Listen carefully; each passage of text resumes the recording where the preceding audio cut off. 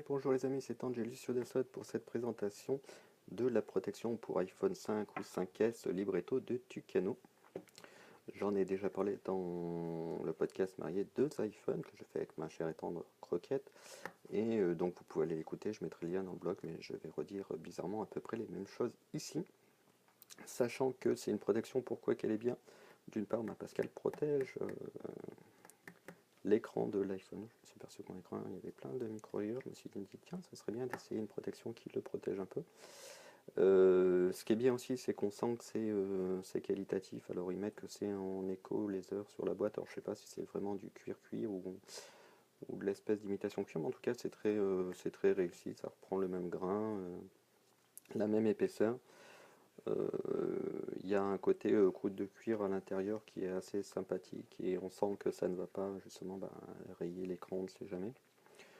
Il y a des impressions façon sur piqûre, voilà, enfin, on sent la qualité en 2 semaines où je l'ai, elle n'a pas bougé. Vous voyez que ça, hop, elle reste encore un petit peu ouverte de temps en temps. Au début c'est pire, mais avec le temps ça se fait. Moi j'ai l'habitude du coup de le retourner pour que ça prenne la forme, mais ça passe avec le temps, donc c'est de mieux en mieux. On peut téléphoner en position fermée, parce qu'il y a toujours le petit trou là pour l'oreillette. Voilà, quand on le met dedans, les connecteurs restent libres. On a aussi, hop, les petits orifices pour l'appareil photo et le flash. L'autre avantage qui n'en est peut-être pas toujours un, je vais vous expliquer pourquoi, c'est qu'on peut le mettre, alors hop, je fais ça à une main, parce que forcément je tiens l'iPod, car cette vidéo est entièrement filmée à l'iPod.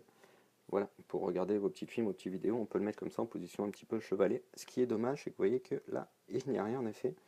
Le côté avec les connecteurs pour éventuellement monter et baisser le son, sont sur le côté qui est en fait caché, inaccessible quand on le met en cette position-là.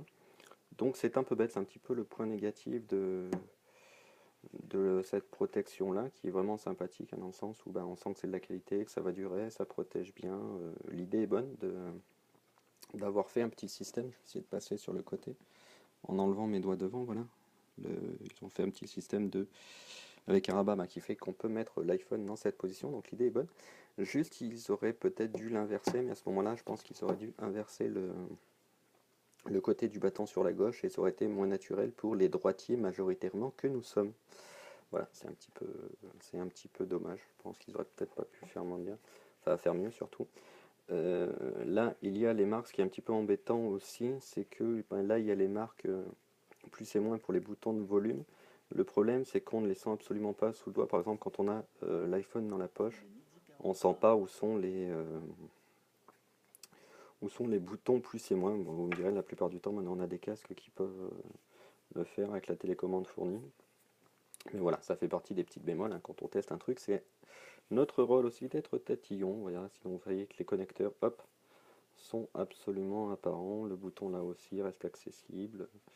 Là forcément, quand on ouvre, les boutons sont accessibles aussi. Et puis voilà, finalement au début je me disais que ça faisait un peu bizarre, j'étais pas habitué à ce format un petit peu portefeuille, et au final on s'y fait. Je dirais qu'à la longue on apprécie que l'iPhone soit bien protégé, et l'aspect qualitatif, un peu classe de la bête, qui n'est pas si cher. Je crois que de tête, pour l'avoir dit dans le podcast, c'est 29,50 €, je crois, une trentaine d'euros, mais pour une protection de cette qualité, moi je dis que ça les vaut. Donc n'hésitez pas, si c'est le genre de protection que vous cherchez, en tout cas ce format-là, qui protège un petit peu l'écran avec un rabat de ce côté-là, eh bien allez-y, c'est une bonne chose. Voilà, c'était Angelus Yodasson pour Angelus Yodasson le blog, et je vous retrouve bientôt peut-être pour une prochaine vidéo.